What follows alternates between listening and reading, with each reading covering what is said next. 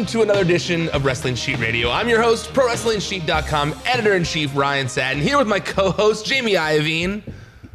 How you doing? and here for Elijah this week, the man, the one, the man, the myth, the legend, the one, the only, Kevin Silva. I'm here. I'm in this big room. I only ever see you and Roka in here, so it's kind of cool. Yeah, I tried to. For those of you listening, we're in the main studio here at Collider right now. And if you're listening, you better be watching too. And I tried to differentiate the two shows by having the Raw and Smackdown recaps here and the Wrestling Sheet Radio in the podcast room, because I feel like Wrestling Sheet Radio, the show that we do here, is much more laid back. It's not really like it's not like a sit down at a desk type show, It's like, I really like it in here. It's air conditioned. It's nice and air conditioned. Yeah, I mean, it's roomy. We can use this room. It's not like it's off limits. I feel like we're in like a 4-year-old's clubhouse when we're in the other room. Exactly, but that's why I like it. Oh, it keeps us grounded like a podcast. No, but it's like three friends sitting around talking about wrestling in their little clubhouse. And in this one, when we do the Raw and Smackdown recap, it's much more formal analysis about Raw and Smackdown, although I shouldn't say formal. Real because formal, like arguments about Limp Bizkit and YouTube. Which I was so mad that I had to throw U2 under the bus next. I know Jamie would have backed me, but then because I said bad things about U2, he just stayed totally silent on the topic. It's apples and oranges, Ryan. It's apples and baby Wolverines is what it is. It's two very different. I mean, if you want to get I feel like my dad getting mad at me right there. If you want to get inspired and help Africa, listen to U2. If you want Nookie, if you listen to Limp Bizkit. And go dirt biking, then listen to Limp Bizkit.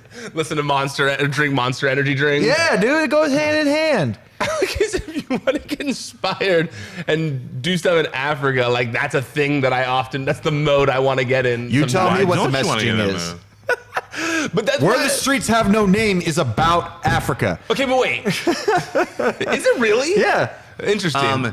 It's his dad. He should know. No, that's why I didn't disagree. I was like, really interesting. Didn't know. It's funny too, because when I tried to find a picture of Jamie and Bono together when I tweeted that at you. Oh, there's no pictures of us on Google. But there's not. No. Haven't you tweeted ones before? Isn't there like I tweeted there's photos of us together that I've posted. But I figured since you posted it, it would show up in Google Images. There is photos of where I think my favorite one is you wearing like also similar glasses. The glasses, and when I had longer hair.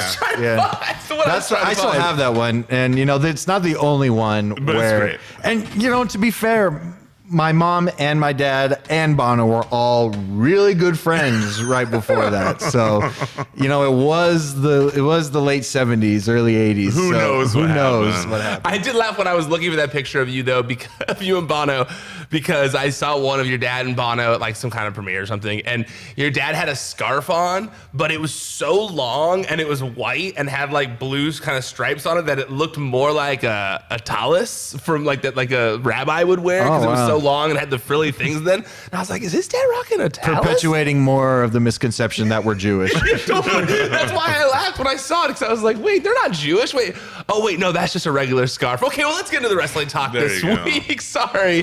But yes, we are on we are. Hey, to be fair, I think we need more of this. Big studio? No. Yes, that too. More Tallis talk. More Tallis talk. No, just us like shooting this shit for at least 2 minutes. I think when you changed the format, I think one person said you guys talk too much, and it got to you. You know who that one person was? Who? My father. Well, fight me, Scott. Okay, he's not okay. Fight me, Scott. Yeah, Let's go. Sorry, Scott. So he holds your son here that doesn't like going to sporting events, and I'm over here going, bring me to the Dodger game, Scott. What? You can't do it? No, I'm sorry. I'm not with your dad on this even one. This week I want to say the Smackdown recap, the first 8 minutes of the show, I nerded out about how I've been making my WWE Universe mode this week. Finally, I know I'm late on it, but now there's actually an AEW, and Erica's out of town. I've been messing with my Universe mode and like giving better entrances to people and like making it legit so I can just the riveting stuff that people really want to hear. You being for the first 15 minutes of 83 weeks is Eric Bischoff talking about how he almost got eaten by a mountain lion, then we can talk about whatever we want for the first give us 2 minutes. Let's put us in the small room so it can feel more like a podcast, but let's not talk about other things. Let's not pretend that we enjoy being around with each other. Friends. But when I did that, I just literally second comment on the video this week on the SmackDown recap was like Nerd. 8:59 if you want to skip and go to the wrestling talk Okay, only. that's for the people who do. Yeah, And then for the someone, other and people. the next person responded and said, "Thank you." And then someone said, "Had to be done." And I was Hey, like, Yeah. if you think that's "But the- you don't want to. You know, I don't want to put something out that people skip through. That defeats the purpose." Hey, No, it's- I consider our listeners lucky that it's not like what's the We don't talk about what's poop the anymore. which is the podcast that John Moxley did his second interview with. The Wade Keller Yeah, podcast? Wade Keller's ads. Are you kidding? There's an ad every 15 minutes. People should be counting their stars. Okay, because everyone gave Jericho shit for. Well, I saw Jericho his getting segues, shit his for his segues in the. Yeah. Moxley they're always ridiculous. What's It's not worse just- though? Because what's worse, his where he does that weird segue where it's like, now speaking of that, And I want to get, and we'll get to that. We'll We'll get to that. Before we get to that, But- John. Because you can clearly hear when it's him yeah. talking to them, but then when it's like, okay, I got to make this sound like he's just gonna shut up for Right. for 15 minutes. At least the quality is still good enough to where But like to me, I almost want them to get funnier and like it should. If I were him, I'd accept it. I was gonna say the same And thing. it's funny. It's funny that you brought up that you have some beef with creative. And before we get back to that, let me tell you about some beef from Omaha Steaks. Some real beef, some I'm telling prime you, beef. I prefer those to the Wade Keller ones where it just kind of cuts in out of nowhere and you're caught off guard, or just most podcasts in general. I remember, when I used to have to insert the advertisements on this show, Right. Back when I would edit the entire show and it took me hours to do, because I was doing them all on separate tracks in my living room. But thank That was God that's rough, not the dude, case yeah. anymore. But what I was gonna say is I did the same thing with our show for a long time. Right. I used to do the like or like or then I did the bell ringing. Bell ringing was fine. The bell ringing. The was bell fine. ringing was fine because then Yeah. it's like You it's knew almost that there like was your a timeout. version of "We'll be right back." That was after what I these was going. That was messages. what I was aiming for. I mean, I like there's certain podcasts I listen to where like they'll just be like, and now time for an ad break, and we're back. Because And even like, with Jericho, sometimes he'll start, and I'm like, "Is this a segue or is it not?" Oh wait, after like the first. But that's good because then you listen to it. Absolutely. Yeah. And by the and then way, I go fast forward if until I he's hear someone able else to talking. make Omaha Steaks like a thing, how Eric Bischoff and Conrad have been able to make Blue Chew like a Chew. thing, like then I'm like, if there's like Omaha Steak T-shirts, like Omaha is Jericho, like that'd be incredible. Oh my God. Well, we've now promoted that company so many times that they're not a sponsor of Can the you show. maybe send me some steaks? I will say one of his other sponsor I am a user of that Blue Chew. I have it, but but they're not our sponsor, so I probably shouldn't be shouting them out. But they make good toothbrushes. Okay, let's get to the Colgate. both of these were pretty, in my opinion, they're good. Sonic B. Let's go with the biggest story of the week. I think the biggest story of the week was AEW's All Out selling out in 15 minutes, beating the record for All In. I thought you were about to say beating stomping ground. No, man, when you look at some of the other seating charts, and it's not fair to compare. I I don't don't get think, one free right now. Is it? I don't think it's fair to compare to Stomping It's Ground, not. obviously. It's not. It's not. no. It's this month has always been a real throwaway month for WWE. Yeah, and also, This is the month that birthed Great Balls of Fire, right? yeah, you know what? Speaking of that, Great Balls of Fire was a great pay-per-view. It ended up being really, really good. It brought us the images of people's faces next to the word balls a lot. It was great, but I'm wondering if that's the only reason they didn't bring it back because of the balls and the I think it's because penis-looking they had logo. to. Because didn't you say they had to pay Jerry Lee Lewis? But here's the thing. That would have been my thought process. Like, oh, they probably don't want to pay Jerry Lee Lewis again, right? To use the song or whatever. But then I watched the commercial for Stomping Grounds, and they're using the song "These Boots Are Made for Walking." oh yeah. Okay, yes, it's yes. not. I'm So not then saying they are don't want to paying make. for- It's No, not. but I'm not they saying are they don't paying want for to. a big song. They don't. Okay, but it could cost significantly less. We don't know. True. I mean, you know more about music publishing Yeah, than me, it's obviously. case by case. But I have a hard time believing there's a huge price difference between These Boots Are Made for Walking and Great Balls of Fire. I mean, Who knows? Who knows? Honestly. I want you to go do some research on that. I don't even. Yeah. I honestly wouldn't even know how to start. Yeah, come on, Jimmy Olsen. Give me those pictures of Spider-Man, Parker. But I think that it's still impressive because it's not like all their shows sold out No, instantly. it's awesome. That's a big thing. There's a lot of people that are like, oh, there's tickets on secondary markets. It's still sold out. That doesn't make it not a sellout. Well, yes and no. I mean, I think yes. It doesn't make technically it and financially, it's sellout. Yeah, It's financially. Right. But I mean, I think they also want to have a packed At the same arena. time, like the secondary ticket sales on like StubHub, there was like less than 300 tickets on there. That's not a significant amount. I wonder how many there are now. That's what I'm looking. That's what I was just pulling up. Now on StubHub, there are. Hold on. StubHub AEW all Elite Wrestling tickets. StubHub. all out of tickets. Not Fighter Fest. Sears Center. When is Spider Fest again? I'm already past that page, Kevin. No, I'm just kidding. Where does it say how many seats are available? Oh, shit. Oops, clicked the wrong thing there. This is riveting for the people listening at home. Look right now. Yeah, if you really wanted to fast forward through something, this is. Where does it say that, Kevin? On the app, it definitely says it. So Okay, yeah, look it on the app while we're talking about it. So financially, yes, but fuck, because this is Ooh, actually, 903 tickets up right See, now. that's a little bit more. That is a lot more. Especially when, it's a 10,000 seat arena, right? A little bit more than 10,000 seats, like a little under 11,000, Right. something like And it's that, in right? 4 days. I mean, still, that's a lot of people. Wait, what? All Elite for double. Oh, shit. I thought we were talking I mean. about stomping grounds. No, all out. So, I mean, that's a lot. That's a lot. but I And mean, that's just still- StubHub. Yeah. So, I mean, there are a lot of secondary true, that's market. true. And some of them were expensive. I saw one on there for like $1,800. I saw a lot on there for like $1,800. Yeah, the for, like, lowest one right ringside. now is $124 for like Oh, wow. the cheapest ticket. I mean, that's all gonna drops just Considerably. significantly, especially given what tickets for Double or Nothing we're going for. So I fucking hate scalpers. yeah, they suck. I mean, suck. it's No, been like I this know. for No, it's not. forever. I know it's not a thing just that's unique to wrestling or Right. anything.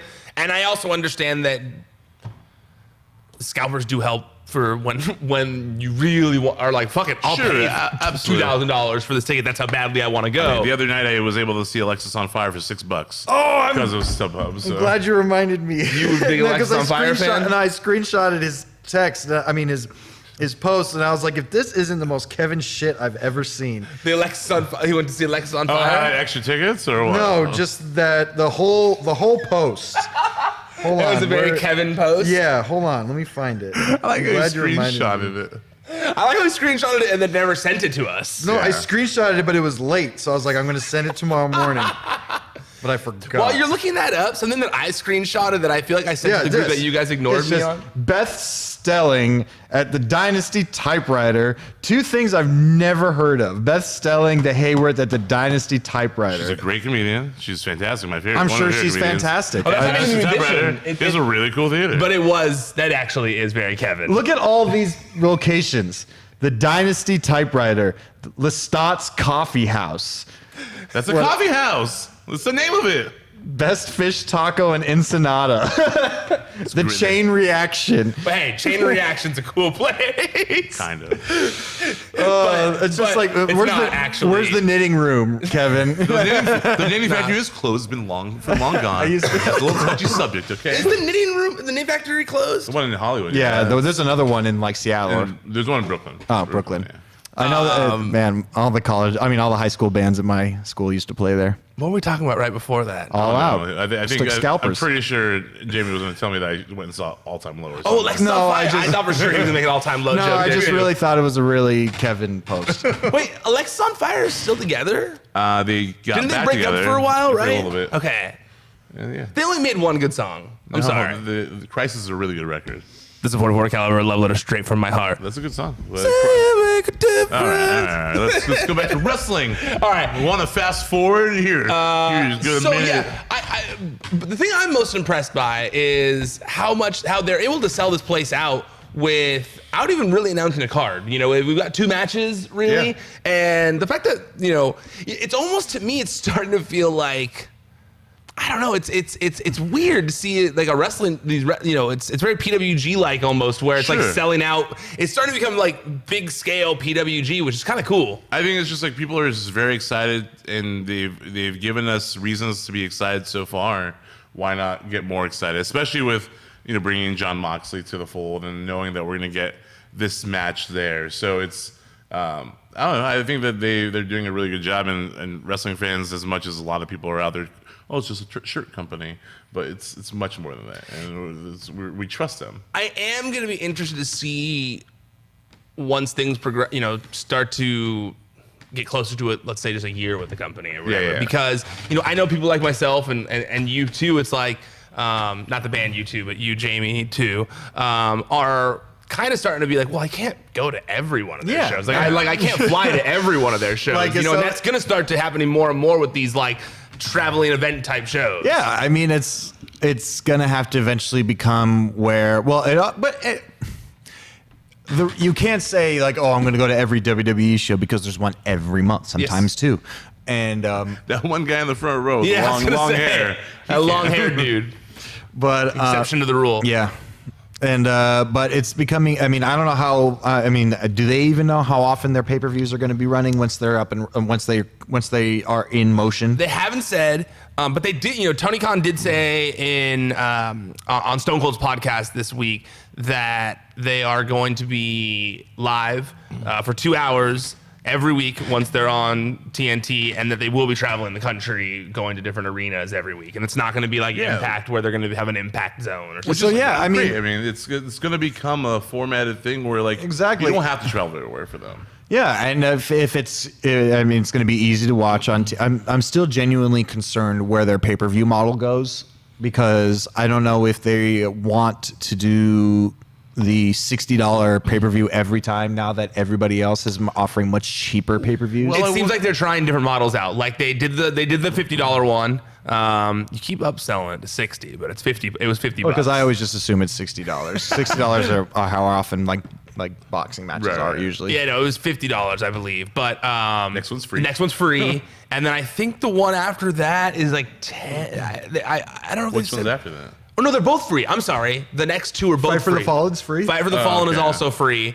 And then they haven't said how much All Out is going to be. I have a feeling, and this isn't based on any insight, but I do have a feeling they're going to test a different price point out for All Out. They gotta make some money. I could definitely see them doing like for their big doing like a bigger price pay-per-view, and then for the smaller ones, like a stomping grounds for their Fyter Fest, like that'll be free or at a cheaper price of $10. I wish Fyter Fest was going to be outside. Just like the all the imagery and all the like graphics that they've used, it's all looks like it's going to be a Bash at the Beach. But isn't that the point?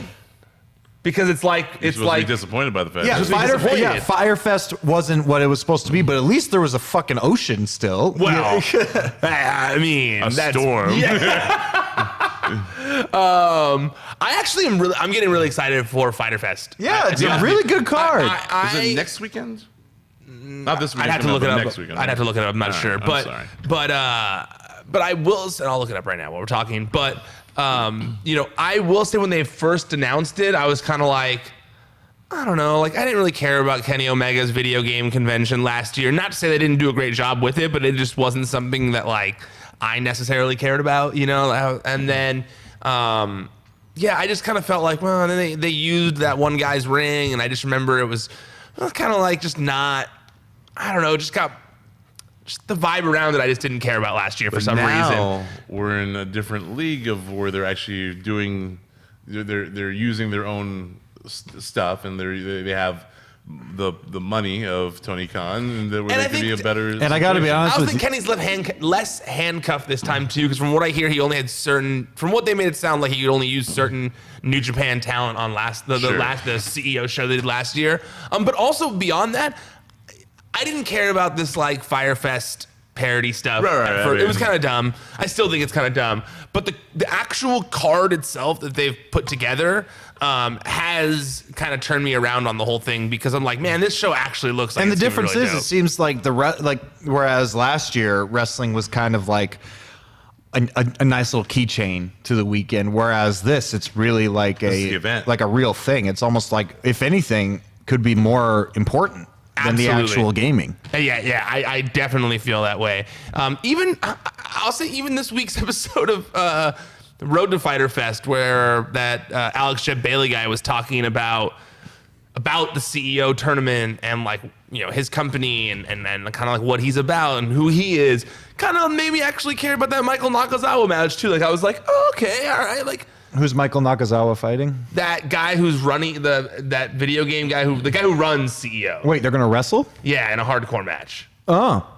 I thought there was gonna be just gaming, but hey. Oh no, this is all matches.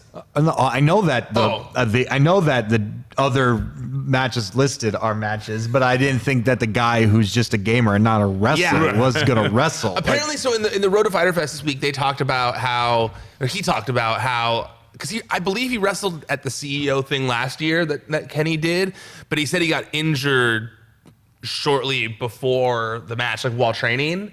And then he couldn't really like do any of the stuff he had learned because he was hurt, but he also couldn't like call it off. So he just had to roll with it. And so he was saying that like now he's had like a full year to train in preparation for it because it's his event. So he knew it was going to happen, you know? And so he had like a full another year to train, and like now he's actually not injured and like pumped to actually like show people what he's been doing. That's pretty fun. That is funny. Fun, yeah. I mean, because when I was looking at that, I thought, okay, Michael Nakazawa, the first time we're going to see him is he's going to have a video game competition. Well, he was in the Royal Rumble, or not the Royal Rumble, the Battle Royal too. Yes, that's true. But yes, I the singles wise, yeah. And I also thought like, fuck, dude, they're gonna start their next like. Double or Nothing had a lot of hype around it. Yeah. You'll be like, oh, is this one of the greatest? Great. Everyone's hyping it, and then like so. New fans are gonna go, well, let me see this Fighter Fest thing, and the first thing they're gonna see is gonna be Michael Nakazawa versus Alex Jet Bailey, who's not a wrestler, and I was like, I don't know if that's really like the best thing. Maybe hide that in the main show somewhere, as opposed to being like, this is the thing that you should like entice the audience in with, because valid that people complained about the casino battle royale who were not necessarily already fans of all these people who were like, what the fuck was that? Right. You know? And so I think that they're going to kind of have a similar thing going on here with the pre-show, but I mean, a cigarette got burnt into a man's head. that's what I mean. Yeah. There's people who are like, there are people who believe that pre-show time is to like convince people to watch, and some people are like, that makes it look like they're Bush League type stuff. Sure, and so this might feel the same way if this is in the pre-show. All right. Right? Fair? Another thing that got announced this week is that at All Out, they're going to unveil the women's title, which makes sense since it's right before they go to TV. And on Stone Cold's podcast this week, Tony Khan was basically saying, he was kind of like trying to provide a little bit more context to the whole wins and losses mattering thing, and was basically saying that like, it sounds like they don't plan to have a ton of backstage shenanigans, that most of the action you're going to see is in and around the ring, and that the main focus of the show is going to be the sports-like thing that they've been talking about, where it's much more sports-centric and where they're focused on the main titles, the women's, the men's top, the men's singles and tag world titles, and then same for the women, the women's world and the women's tag. I have a question for you guys. Okay. More specifically, whenever somebody brings up wins and losses mattering, and when people sometimes complain about how WWE wins and losses don't matter anymore, the only reason I'm asking this is because I haven't ever asked this question, is am I the only one that really doesn't need the wins and losses to be recorded?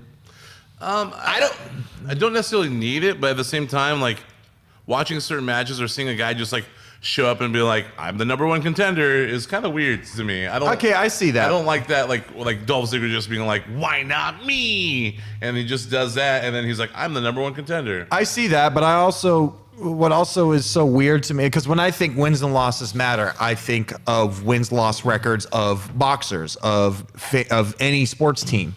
So for when you get signed to AEW, your record, whatever it is, say you're Brandon Cutler, and he's probably not going to win a lot of matches, at least at first, being probably one of the lower guys on the roster as of right now. So he's going to be, so like when Brandon Cutler walks out, it's going to be like Brandon Cutler from Rancho Cucamonga, California, like 4-12. You know, is that? I don't need that, though. Okay, so I'm somewhere in the middle of you two. because I loathe math. Like it's the bane of my existence. To me, it kind of limits you. What? To me, it limits you. Yes, but what I was gonna say is like, so for me as a viewer, like I don't really want to track their wins and losses. However, I feel like when I hear wins and losses matter, and I know I'm wrong because I know he's talked about how much he cares about stats, and they're definitely going to be involving stats in this because he's a stat junkie. It sounds like. But Hey, I'm not saying it's good. I'm not saying. But I'm like you. I don't necessarily need it. I can see how it helps with storylines, like you were saying, but. You know, at the end of the day, it is a scripted thing. That's what I'm saying. So like I just, when I hear wins and losses matter and get excited, for me, it's because I look at it as like wins and losses matter because if someone's losing all the time, they shouldn't get chances. Right. But if they're winning all the time, they should get chances, like their character. If their character's booked to lose all the time and then they show up like a Dolph Ziggler and then all of a sudden they're number one contender, that's fucking stupid to me, you know? Right. And I don't ever believe that you're going to be champion, so the program is not entertaining. I mean, I guess that makes sense, but I also at the same time, I guess we're just been so acclimated to WWE's just tossing guys in where there. it doesn't matter what happened last week. It's what happened this week, you know? The whole acclimated to WWE thing is why I was more thrown aback by the notion that there won't be like backstage segments and stuff like that. To me, Well, that's not WWE. That's every promotion. that's what I mean. Like, well, but I mean, like, yes, absolutely. That's just like what I know of wrestling. So it's like weird to hear the that, like, famous blue set with the desk and the World Championship Wrestling, the old logo in the background. That was a big thing. well, so I almost wonder if they're gonna go back to Like a set. yeah, almost. You obviously you can't do that in an arena, but I wonder that because the way he said it was that like he almost implied there wasn't gonna be backstage segments, like maybe promos, but he basically said everything about the show, it's gonna happen in and around the ring. So I'm guessing there won't be like boss in the back room type segments. Like there won't be, Which is fine. But wrestler throwing something at, in the catering thing type goofy segment. But at the same time, I really don't want promos and verbal interactions to become sort of an afterthought. Because Agreed. it's such a very important part of the product.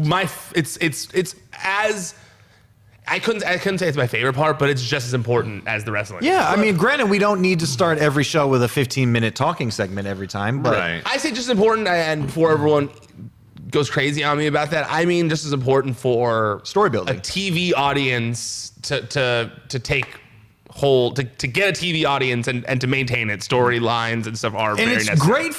great for newcomers because even if you don't know anything about the history of whatever these two are talking about, you get a good idea of who's the bad guy and who's the good guy when you're 2 minutes in, So, I mean, like I said, that's why I think New Japan kind of suffers in that case because it's really, really, really hard to differentiate the heels and the faces in New Japan. It's really hard. Like if you step away from the product for a while and you come back, you're like, oh shit, this is a bad guy now. Like it you know what I'm saying? Like, Oh, he's got a knife now? Yeah. Oh, he's a bad guy, to me, that's why I think. I mean, I agree with you on the New Japan front that this for a long time, ever since I first started watching New Japan, whenever it was, I've always thought, especially since like the Elite, the Bullet Club and everything was popping off, I've thought, man, if someone could take this show, the characters, the people, the matches, and put this on TV in America, but with good storylines around it, you would have the best wrestling TV show. But I feel like there's still gonna be stuff. Like I get like there's not gonna be like those like a skit backstage, but I feel like there's still gonna be promos and like there's gonna still be stuff that goes on. I hope. And I feel like they're gonna utilize what they've already created by using social media or using YouTube as a vehicle for those things. Well, they made it sound like they're going to continue to use those platforms Right. in the way they are. Like, so being the Elite. But they could add additional part to that. So there could be, rather than the road to, this could be like a new thing that's just driving storylines too. So, I mean, one of the most captivating things on WWE TV right now is somehow the 24/7 title with R-Truth. Love it. And Well, now current champion Drake Maverick. Yeah. Drake Maverick. I'm sorry. respect. I apologize. But that's one of the things that's also driving up their YouTube numbers. People are going to see that because they want to see what the hell is going on.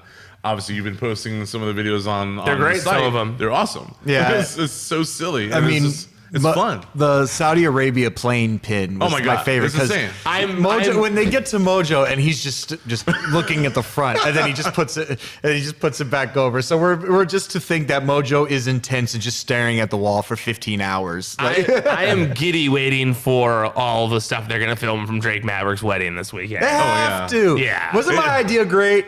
What? That if they get to the wedding, they're at the altar, the veil is over. Oh, it's gonna happen. And then you may now truth? kiss the bride. You lift it. It's truth. That would be incredible.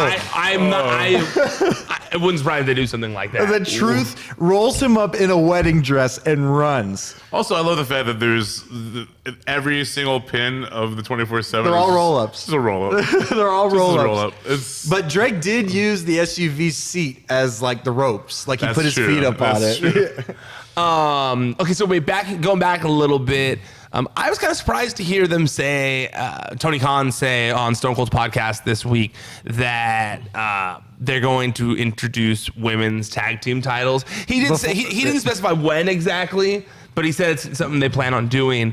I feel like They need to hire more girls. I was gonna say they don't have enough women for that yet. That's true. That's definitely true. Because we look at suffering women's tag division in WWE because they're just they have enough in the company, Plenty. but they don't use them. Yes. And so it's making it look like a pointless title, and which sucks. But they also shouldn't be introducing 4 titles at once, basically. Well, that's why he said down the line. So basically, to me, if I had to play guessing game here, The next year from now or something. well, so he said that one of the main focuses of their TV show when it begins in the fall is going to be a tag team title tournament. That'll be fun. And that way that will be the tag team title tournament to crown the first AEW tag champs. Team title. That's 4 T's. Yeah, that was a lot of T's. teeth. When I was saying it felt excessive. So my guess is that will last for a good little bit. When that's over and the Young Bucks are tag team champions, then That's funny. Sorry, that made me laugh. then I'm assuming we'll hear about the women's tag team titles, and then they'll go from sure. there. Wait, so It's the Warrior. no skits on the show? Does that mean we're not going to get a talk show yapping with the Young Bucks or something like that? Or I don't know, Moxley's Minute or something like Moxley's that? Minute. What? Definitely not the Asylum with John Moxley or whatever he used to call it. Wasn't that what he called it, the Asylum? Asylum, right? yeah. Marinating with Jericho. Marinating steaks. God, I was so man. I thought Stone Cold was so mad at me this week. I was so scared. You scared him? He's scared. I know Jamie. No. Because when you said it, I was like, Jamie did not scare me. I was already sitting at my thing like. Because when I saw him, no, Stone Cold's one of the people on my side. It's one person I don't want to make angry, and I was literally sitting there in agony, what do I say? And I'm just sitting there alone at my desk, just and then I get that text from Jamie, and I was like, fuck, he's right. I like to use the word mark. No, okay, In regards to- and I am not saying anything negative about Stone Cold whatsoever. But we also don't find the word mark as a Well, 'cause what my derogatory point term. I was- didn't was- call him Mark. Let me just say what I said first He was before we get marking into out. it. Is I was listening to the interview that Stone Cold did with Tony Khan. I was driving to work, and I was just thinking and Stone Cold said something really he was He's excited so about passionate. it. He was excited, and he was Yeah. talking about Dustin and Cody, and he was on the edge of his seat. And then Tony said something else about the show being awesome, and Stone Cold just did a hell yeah it was. You could just hear the passion Sure, in his yeah. voice about how much he enjoyed the show. Yeah. And I was like, God, it's so cool to hear Stone Cold marking out Yeah. he's one of us in my head, and I didn't think anything of it, and I was just 100% with you. I was like, it is cool. yeah, and I thought I was doing a good thing. Oh yeah, promoting his shows back out, cool, great, send. And I just said like, oh, it's cool. I said something about like, yo, go listen to it, great. Stone Cold's back. It's awesome to hear him marking out about Double or Nothing. And then like Stone Cold responds back and he said something along the lines of like correction. Not marking out. Like it's like knowledge, passion, and insight on the business is much different than marking out. And I was like, oh no, I hope he didn't take offense to that. So I'm like crafting my response, like just, to apologize. That's the to make wrestling sure. equivalent of going after Beyonce. 100%. Because then you're going to have the entire world coming at you if that is what happens. Absolutely. That's why I instantly was like, nope, sorry, didn't mean that. You're right. You're the man. SCSA forever. DTA, And what I was telling Ryan, which he realized, and I don't think Austin really took offense to it, which obviously he didn't. It's because we're from a different time. Yeah. Everybody who's in the business right now were marks. Yeah. Absolutely. Back then, that wasn't the case. Yeah. So it's to him, it's a different. Like, he's in his 50s. Totally. So totally. And it's funny too because like on Twitter it came across as like him like, like oh, shit. and I'm like, oh no. And so many people were like, oh, you just heard the glass shatter while you read this or something like that. And I was, but so then I texted Stone Cold too, like I hope That text is very funny. I really hope you didn't take any offense to it, and he just responded like with laugh face emojis, like all good, like don't worry about just it. to picture that one gif of Austin laughing where he's like, Oh, I literally had so many people send me that gif in where he's response. just laughing at his straight face. When I responded to him, I wanted to respond with the one where he has that like when he slaps his head and does that like look on his face. Like I wanted to do that one, but I was like, no, I should just respond with the utmost of respect here because I have nothing but respect for Stone Cold Steve Austin. So I was just like, oh man, dude. So yeah, that was one of those foot and mouth things where I was like, okay, don't use word marking out ever again while talking about a wrestler. Older guys for sure. Yeah, older guys for sure. Okay, so one of the other big things that happened in wrestling this week was Scarlett Bordeaux being released from Impact Wrestling. We had talked about Killer Cross last week and everything that he has been going through, and he had said during his interview with Petey Williams that everything going on with Scarlett was even worse in his opinion, and that she was still living at home and unable to kind of like move up in the world because she's stuck in this contract. Well, now she's no longer in the contract. She's just out. They released her from her contract. They didn't release both of them, which I found interesting. I found it kind of, I don't know. It seemed like a little bit of like a Vince move? I'm not a big. It does seem like a move Vince for sure. move. Vince move. It does Wait, seem I like was a trying to Vince think of the right move. word. That's the right word. Vince I'm not really. Obviously, I'm not entirely up on the impact Wrestling. You missed the other day product. when he called Ontario, and it was the funniest thing I've heard in so long. Because how do you say the province in Canada? Ontario. Ontario. Same. Same. Well, maybe Toronto.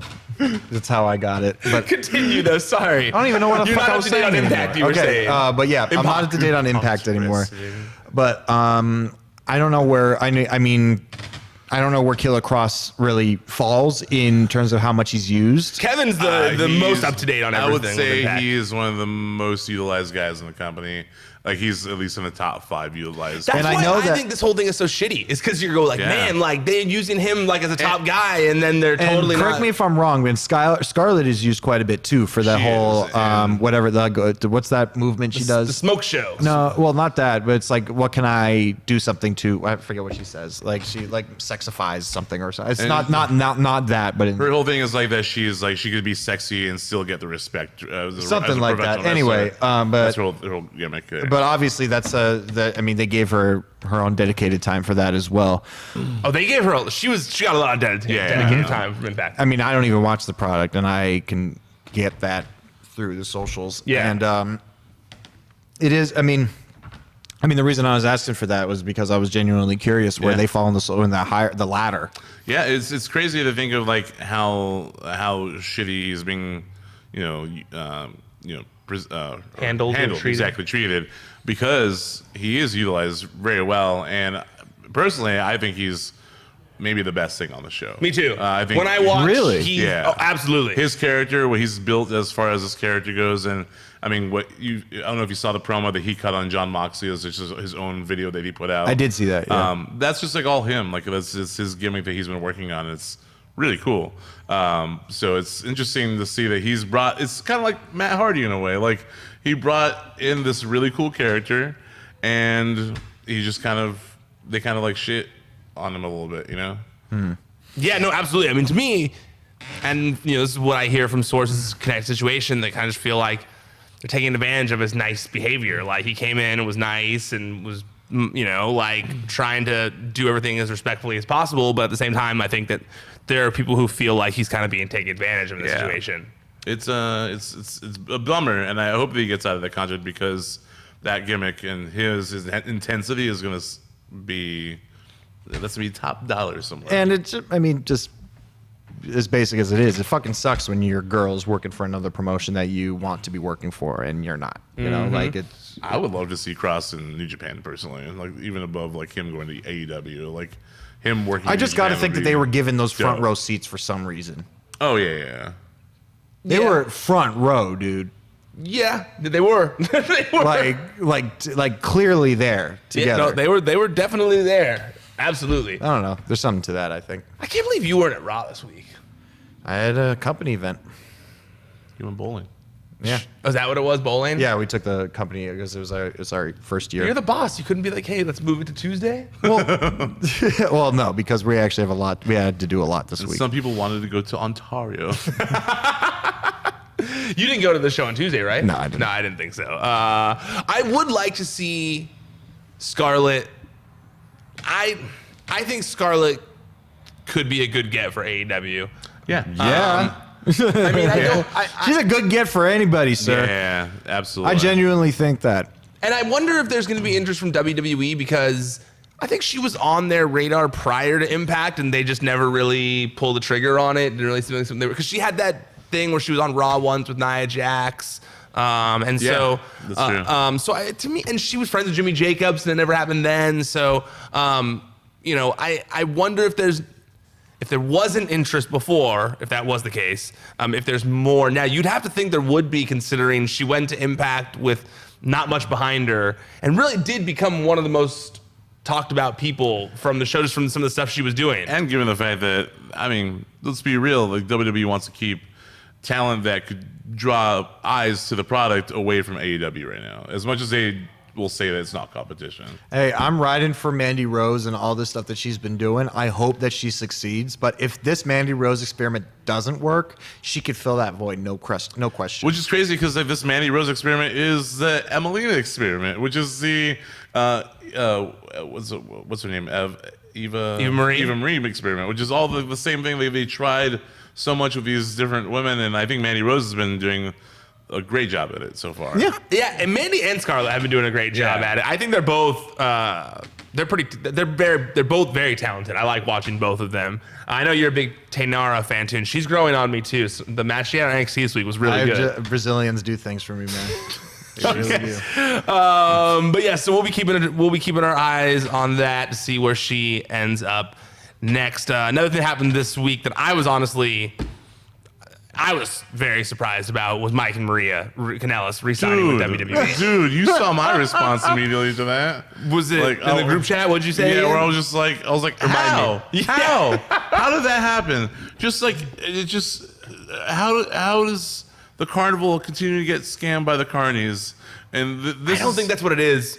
You know, I mean, I think you kind of set me right in an idea of like with their contract and what they could be potentially be used for down the line, but still at the same time.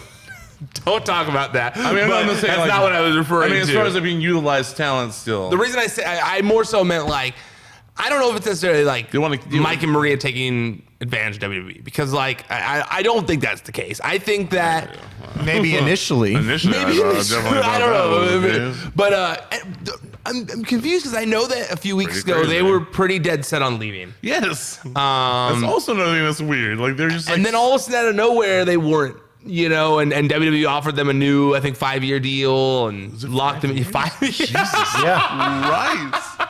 Oh my God. They're going to be there for a minute. Dude, okay, it's like I remember when you put out the story about them asking for the release, and Maria just was like, "Oh, that's so."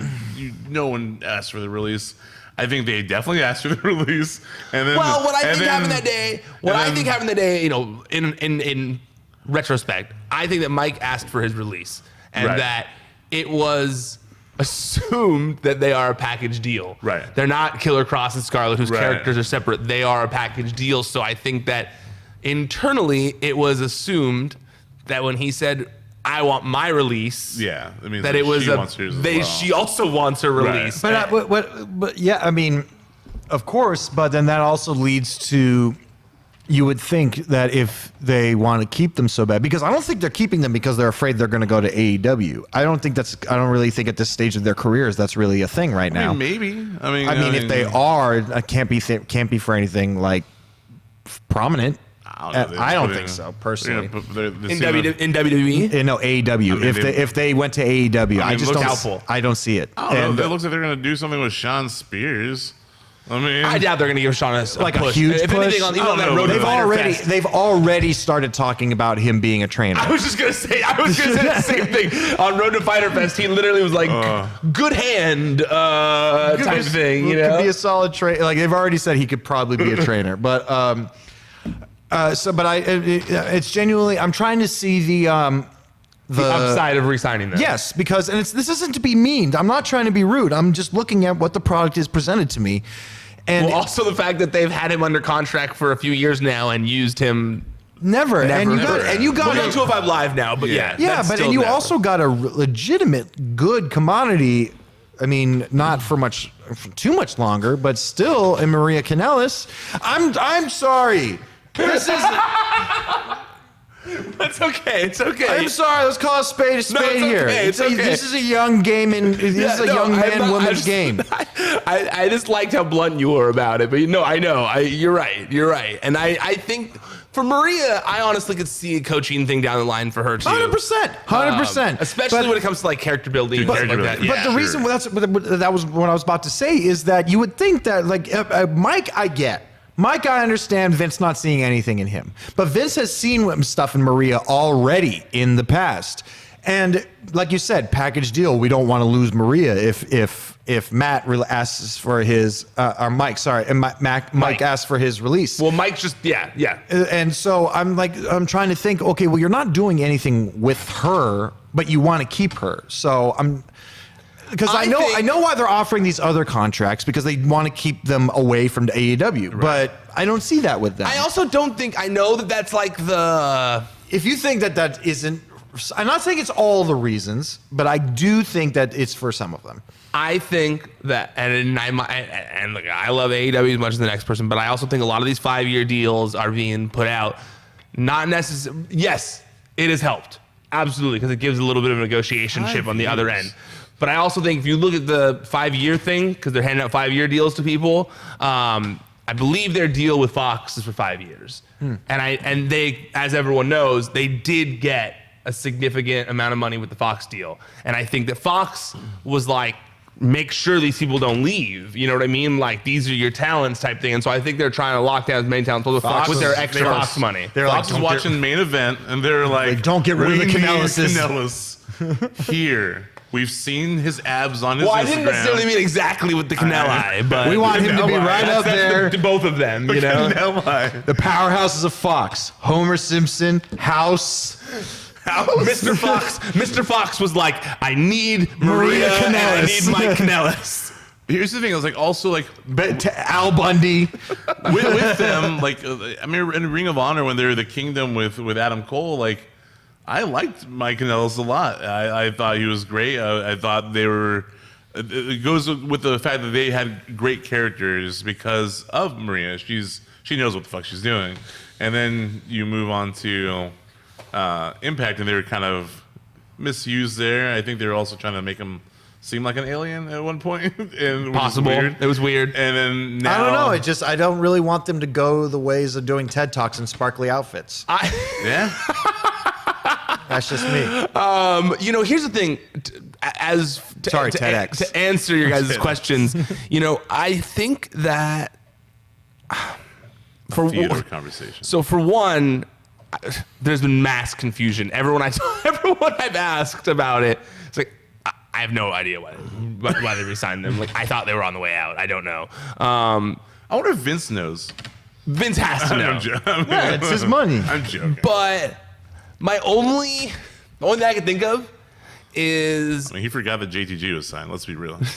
the only thing I can think of is that with this Fox deal coming up, I have heard from sources that there's been more renewed talk on the front of there being some sort of NXT presence on Fox Sports 1. I'm also wondering if they move 205 Live to Fox Sports 1 and they do like a dual thing and they want to make sure they have talent there for 205 Live. True. And they'll be on 205 Live for the next 5 years. Yeah, I mean, maybe. I mean, that makes sense too, especially having their own branded show. I mean, they already have a branded show, but on TV. That's like the only thing I can think of that makes the most sense. Yeah. If you want us to care, give them a belt. Like at least You want the Kanellis to have a belt? I want Kanelli? if in order for Mike to be because right now it's been all Mike has really been doing on 205 Live is yelling and complaining. Yes. And which is fine if there's an end result, which there really hasn't been. And he hasn't even really been a number one contender recently. Yeah. And to me, it's even okay if you get to the match and lose. It's still okay because it shows that you have a goal. You have an end game. With Mike, it's unless they give him the belt and make him a horrible heel that nobody likes to see with the belt, then then there's no real firepower behind the whole Mike and Maria taking over 205 Live. It's like, oh, we're here and we're going to change 205 Live. In what way? I mean, him being obnoxious and him being like the trophy husband because he's got like this championship belt and like she's still running the show. Like that just... It works. It's great. It'd be great. It works. I mean, you look at before Enzo left the company. I was about to say, it's similar. That character for 205 Live was fantastic. Yes. It was great. It was the antithesis to what 205 Live was. Absolutely. And it made everyone just hate him so much. And it made like the rest of 205 Live have something to strive for, to take down this tyrant. Mm-hmm. Okay, so lastly, I want to talk about how our set looks like the Velocity set. It does kind of look like a Velocity set. I don't usually use the green one. Kind of like it. It's kind of cool. I want to talk about this interview that Drew McIntyre did with Sam Roberts. I thought it was very interesting in light of the Jon Moxley interviews that have been going on. I can't say one because he's done a couple of them now. But obviously, one of the big rallying cries of Jon Moxley has been... No more scripts. No more scripts. Too many scripted promos. We're not allowed to go off script. Whatsoever. And I thought this was interesting because there was two interviews actually this week that I found interesting on this topic. One with Drew McIntyre, one with Road Dogg. And Drew McIntyre, he was talking to Sam about coming to NXT and then moving to the main roster, using the character that he basically started using on the indies. That it wasn't the Chosen One, it wasn't 3MB Drew McIntyre, it was the Drew McIntyre you see now, who was Drew Galloway.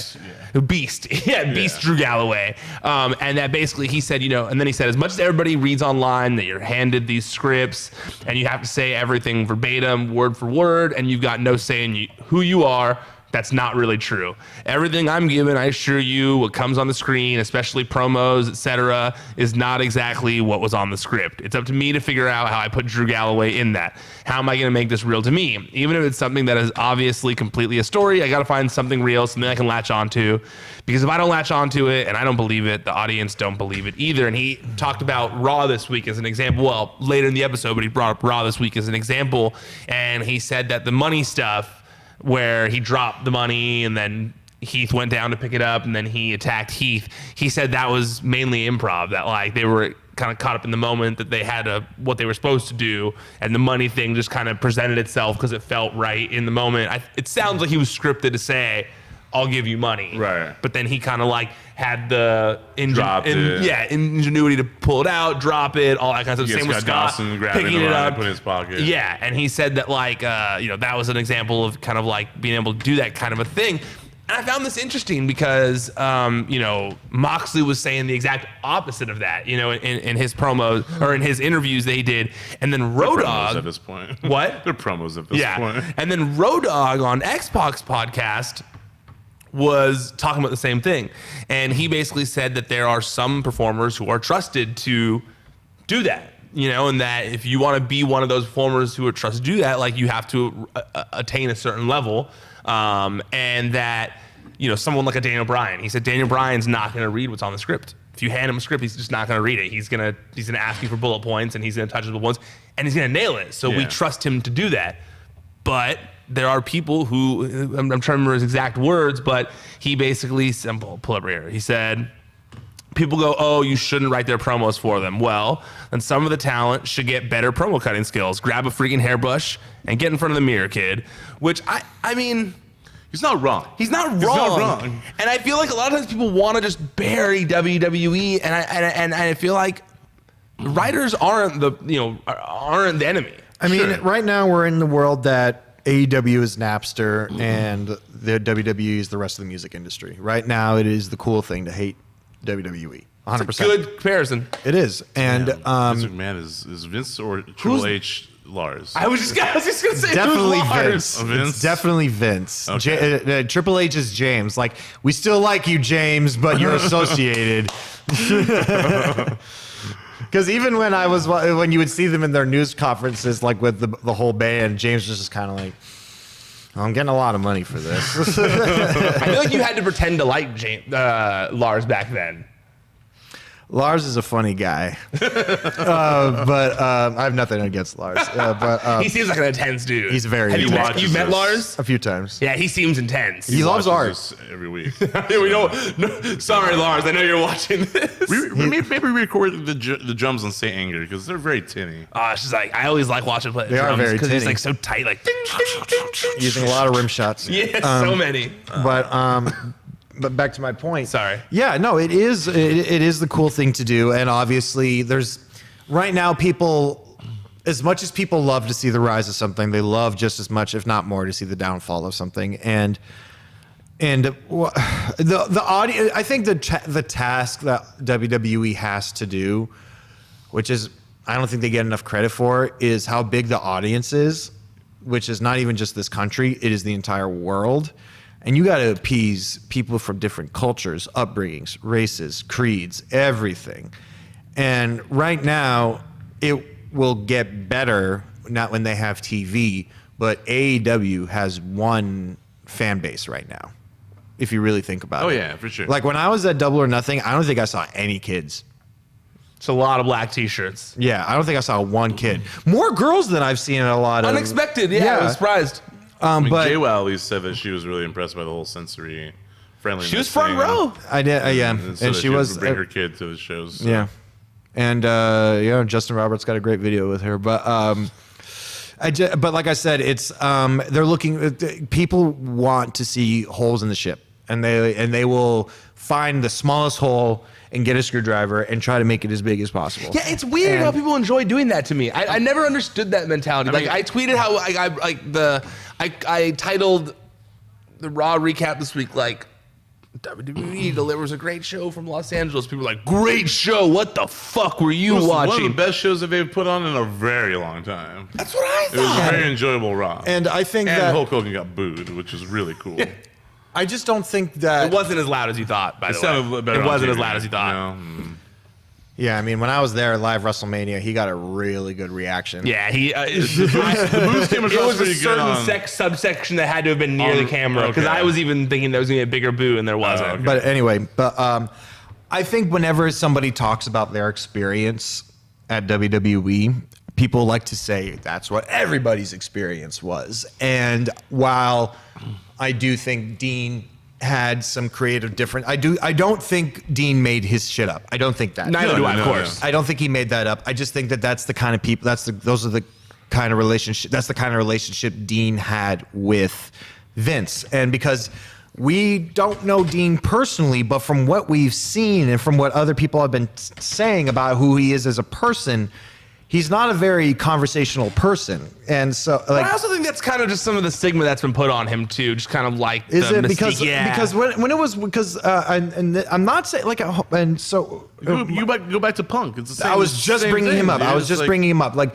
Punk didn't seem like the kind of guy who would make a big stink of something. It would fester inside him. Absolutely, yeah.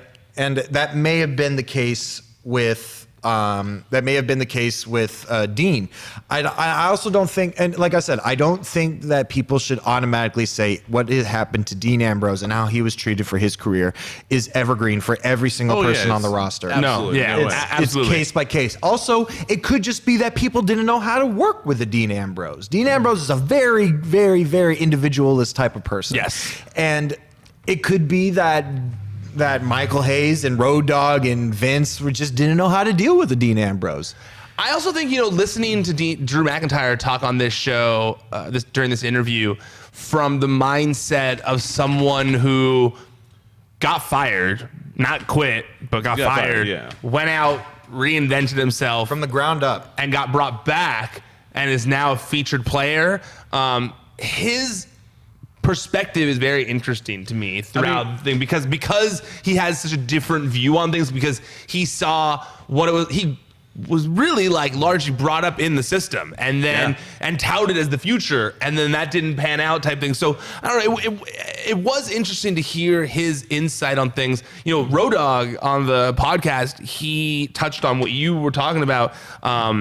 He said he believes that the wrestlers who perpetuate this notion that you can't go off a script whatsoever and that you have to stick to it word for word are the people who were forced to do that because they just weren't good at cutting promos. And Which I don't know if that necessarily is. well, obviously not, because Dean Completely Ambrose the case. is That's what I'm saying. great I at don't- cutting promos. But I also think to see through that a little bit, I think it's less it's less that they weren't good at cutting promos and more that they were perceived as not being able to cut promos. Sure. Yeah, I think, that's what I think.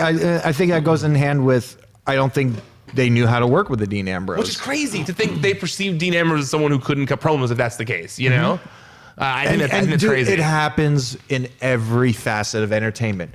Sometimes you get oil and water. Yeah. It just happens. You can't always get a perfect combination. And right now, it just wasn't a fit for Dean. It just wasn't. I think I was gonna say, like, regards to like Drew, like I think it'd be interesting. Also, I remember the interview very well. Going back to listening to that Tacos Joe interview when he gets fired, and some of the numbers stuff that he was gonna do and stuff. Yeah, and like he also had.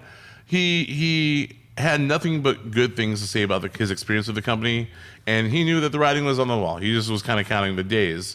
Talking about Drew? Yeah. Okay. And he was very much upset. You definitely hear like it was hard for him to talk about. But he's a guy that was like, well, they didn't want this, so I'm just going to make sure that I do what I can to make myself appealing to them again, and I'll be back.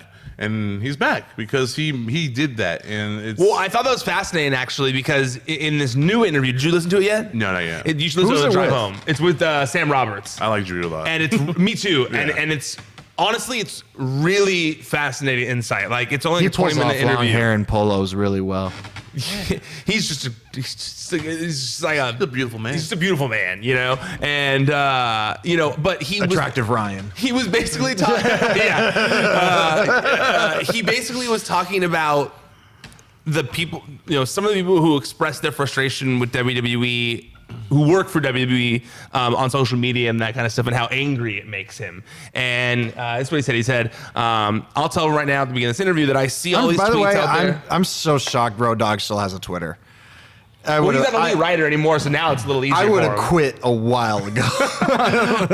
He said, but he said, so, and I'll tell everyone right now at the beginning of this interview that I see all these tweets out there, these negative tweets that drive me bloody crazy. You don't understand how much it drives me crazy, because I assure you that if you're in WWE right now, you want to figure it out. Because if you do go outside the company, there's a lot of opportunity, but some people aren't willing to put in the work.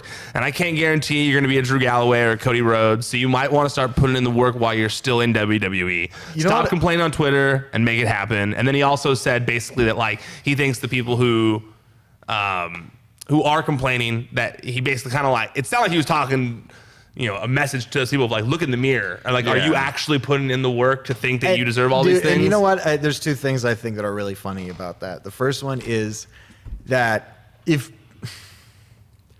you think that armchair quarterbacks for wrestling are bad, actual armchair quarterbacks for football are 100 times worse. They'll get in fist fights over this stuff. I mean, and football dads are the worst. We see those videos of guys smashing TVs all the time. Yeah, like it's more often that's during what's that. funny about it to me. Like if every fan base has some sort of I mean, people who bitch online about it all the time. Look at Star Wars. No, he's talking about fans.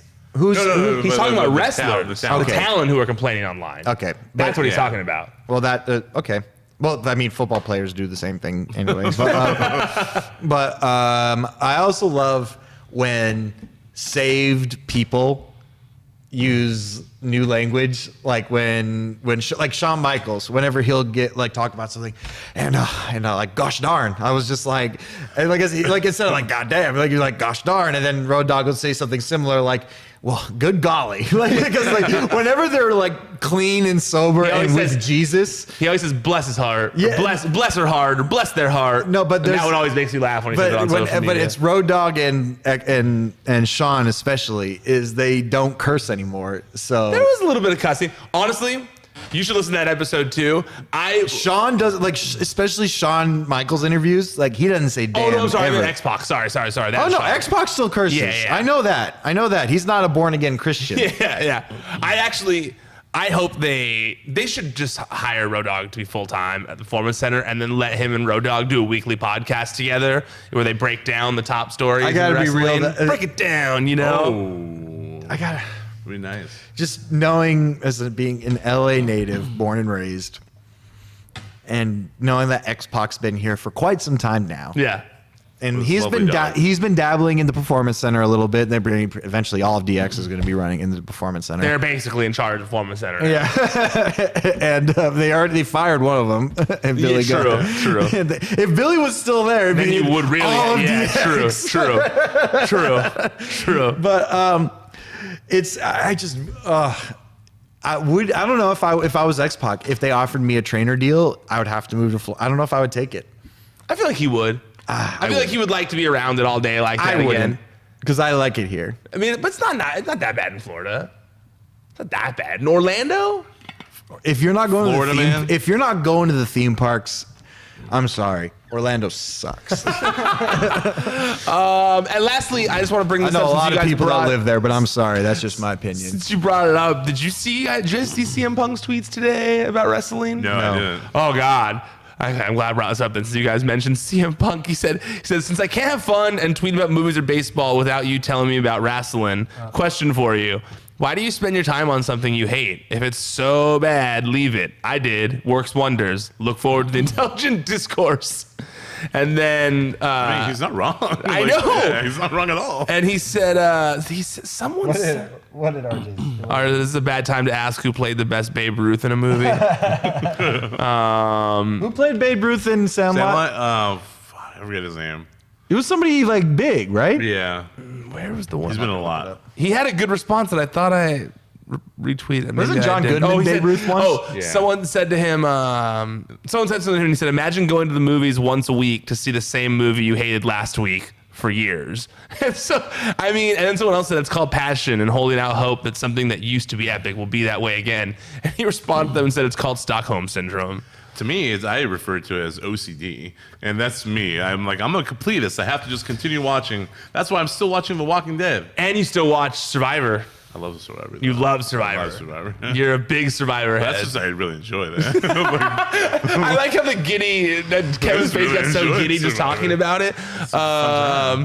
No, for me, I totally agree with him. I'm like, there was a point when I hated wrestling and I just stopped watching it. I was like, okay, well, this is stupid. It's a waste of time. And I stopped watching it. And then I came back and I've enjoyed it. But like, that's why I get confused when there's people who cover wrestling for a living and they just only complain, hate it. yeah. And I'm just like, well, if you only hate He shall it, go nameless. why don't you just go cover something else that you Yeah. enjoy? Yeah. It's not that hard to just go find something else. Just do it.